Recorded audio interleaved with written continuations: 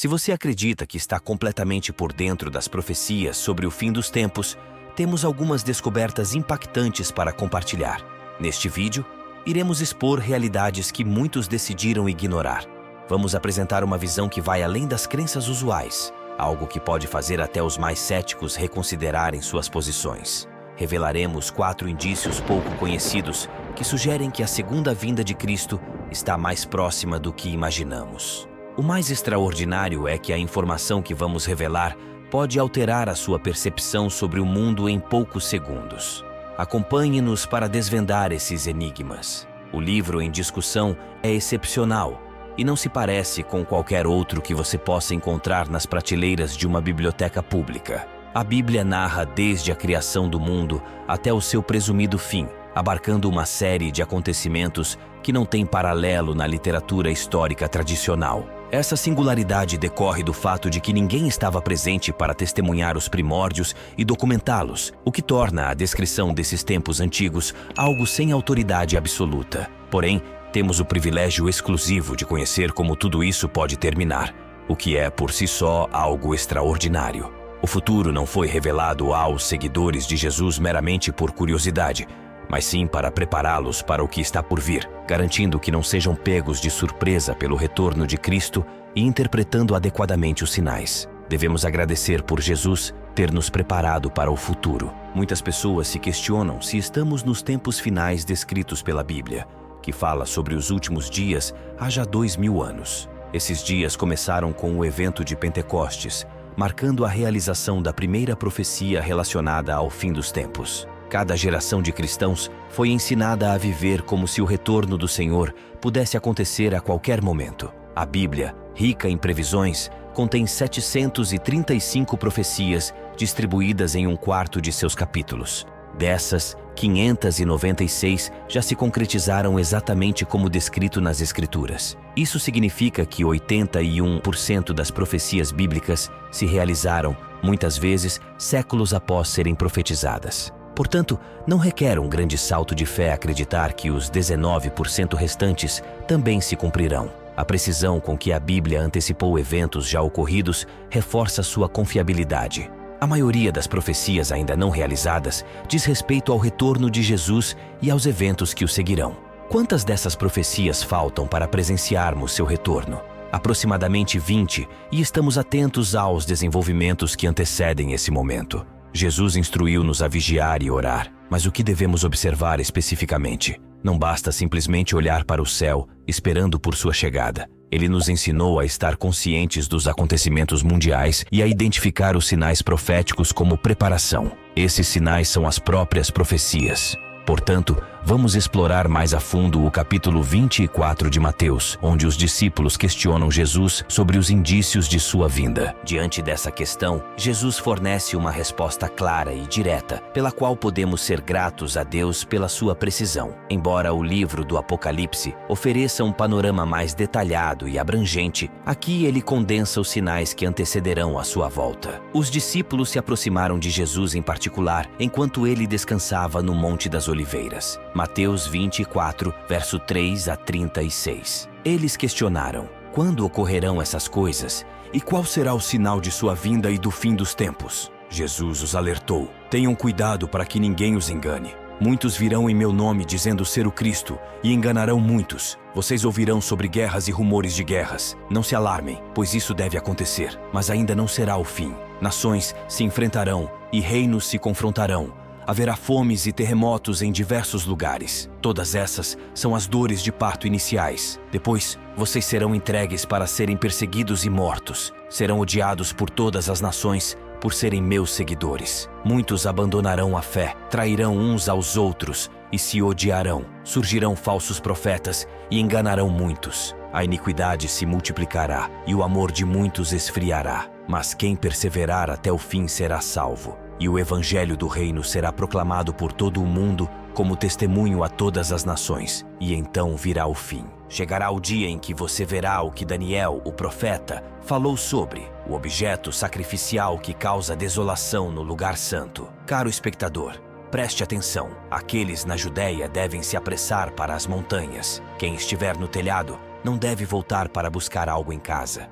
Quem estiver no campo não deve retornar para buscar sua capa. Será um período terrível para mulheres grávidas e mães amamentando. Orem para que sua fuga não ocorra no inverno ou no sábado, pois haverá uma tribulação tão severa como nunca houve desde o começo do mundo, e nunca mais haverá. Se não fosse pelo encurtamento desses dias por causa dos escolhidos, ninguém sobreviveria. Portanto, se alguém lhe disser, veja, aqui está o Cristo, ou lá está ele, não acredite. Surgirão falsos cristos e falsos profetas que realizarão sinais e maravilhas impressionantes, com o objetivo de enganar, se possível, até os escolhidos. Lembre-se, eu já o avisei antecipadamente. Se disserem para você, ele está no deserto, não se apresse em verificar. Ou, ele está escondido ali, desconsidere. Assim como o relâmpago que surge do leste e ilumina o céu até o oeste, assim será a vinda do Filho do Homem. Da mesma forma que os abutres se reúnem onde há um cadáver,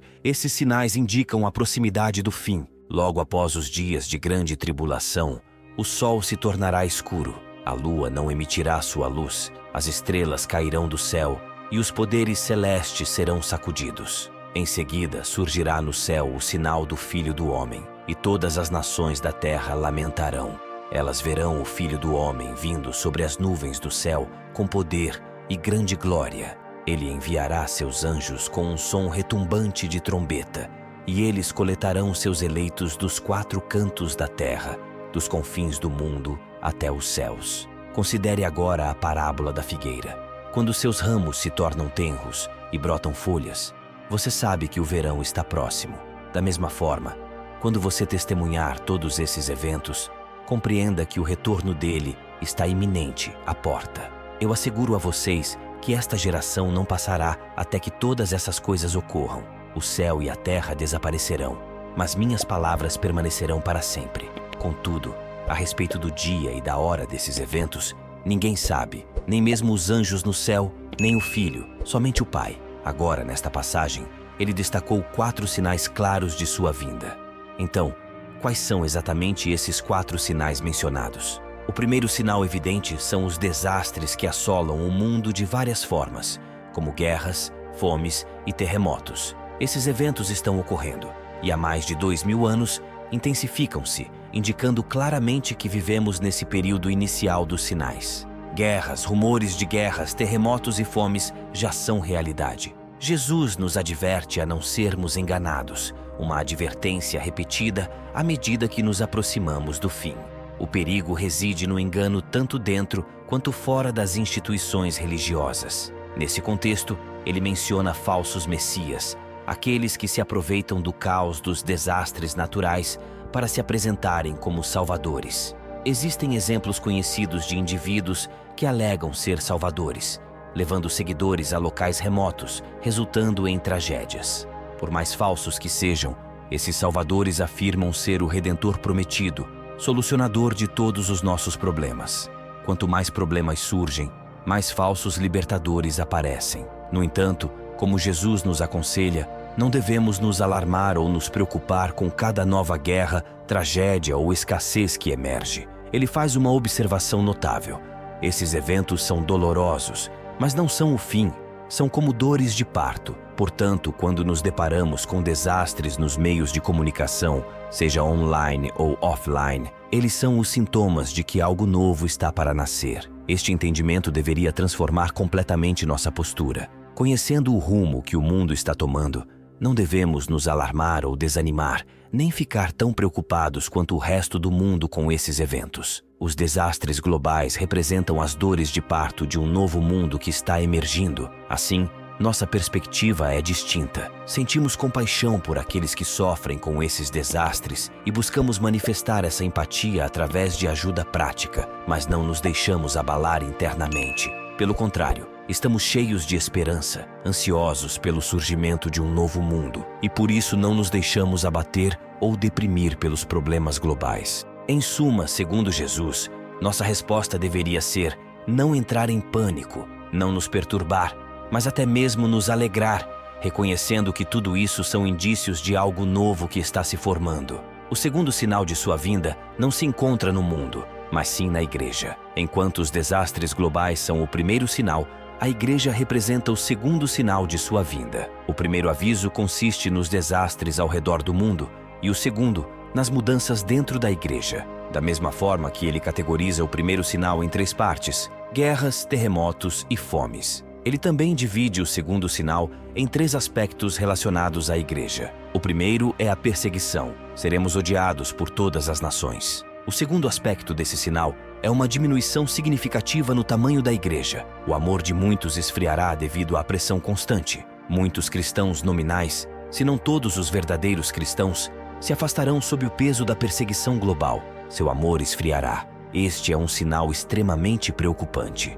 A revelação surpreendente na terceira parte deste sinal é a proclamação universal do Evangelho a todos os grupos étnicos. Essa fase do sinal destaca que uma igreja menor e mais refinada terá um impacto significativamente maior no mundo.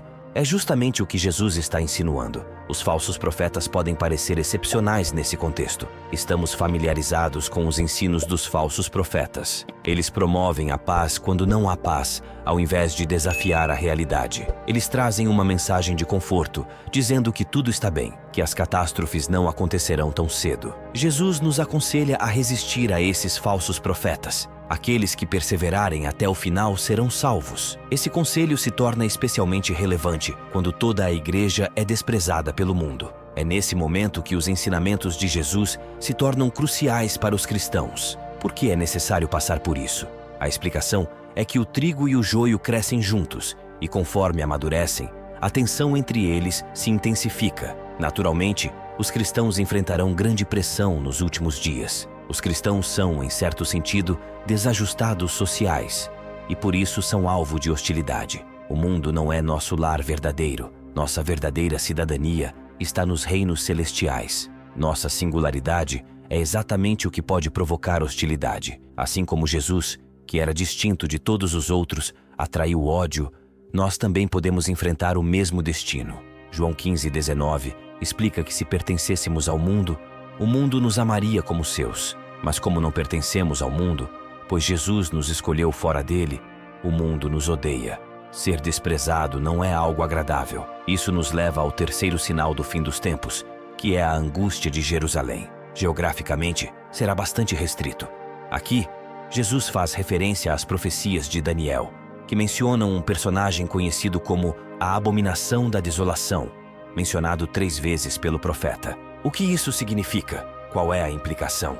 É alguém humano, um indivíduo que se instala na própria cidade de Deus, declara-se Deus e rejeita qualquer autoridade além da sua. Um tirano cuja ascensão terá consequências globais, mas que será centrada em Jerusalém, a cidade de Deus, o local sagrado. Então, Jesus afirma que o quarto sinal de sua vinda ocorrerá imediatamente após isso, e então saberemos que está próximo e estaremos preparados. Quando este sinal surgir, não haverá perigo de falsos profetas ou falsos messias. Não haverá engano. Será um evento rápido. O que ocorrerá é que toda a luz natural será apagada. O sol escurecerá. As estrelas cairão. Isso é profetizado em várias partes da Bíblia. Isaías descreve os céus se enrolando como um pergaminho, todas as estrelas caindo. A luz natural desaparecerá, deixando apenas a luz artificial para iluminar a terra. O que está acontecendo? As pessoas podem se perguntar. Para os cristãos, isso significa que o sol, as estrelas e a lua cessarão sua luz pouco antes desse evento. Deus apaga as luzes celestiais para preparar o caminho para o brilho do relâmpago que acompanha sua volta. Ele desce das nuvens à terra e nos encontramos com ele. Não estamos reunidos em algum estádio terreno, pois nenhum seria capaz de conter uma multidão tão vasta. Ao invés disso, nos encontramos nos céus, e isso será mais que suficiente. É uma perspectiva verdadeiramente inspiradora, não é? Quando você observar todas essas coisas, saiba que ele está à porta, pronto para adentrar. Ele afirma isso claramente. Jesus utiliza uma analogia simples envolvendo uma figueira, onde muitos cristãos podem se confundir. Ele diz: aprendam com a figueira. Assim como seus galhos se tornam macios e suas folhas surgem, vocês sabem que o verão está próximo. Jesus está nos ensinando que quando percebermos todos esses eventos ocorrendo, saberemos que estamos no limiar. Agora, a analogia da figueira não é uma metáfora. É um paralelo direto baseado em observações do cotidiano. algo que Jesus frequentemente utilizava em seus ensinamentos. Assim como a figueira sinaliza a chegada do verão, esses 4 sinais indicam que a hora está próxima. Infelizmente, muitas pessoas interpretaram isso de forma simbólica. Juntos, analisamos alguns dos sinais mais marcantes, mas ainda há muito mais por descobrir. Se inscreva e ative as notificações para não perder as próximas revelações. Ajude-nos a expandir nossa comunidade compartilhando esse conhecimento, deixando seu like e comentando. Junte-se a nós nessa jornada de descoberta e mistério contínuo. Até o próximo vídeo.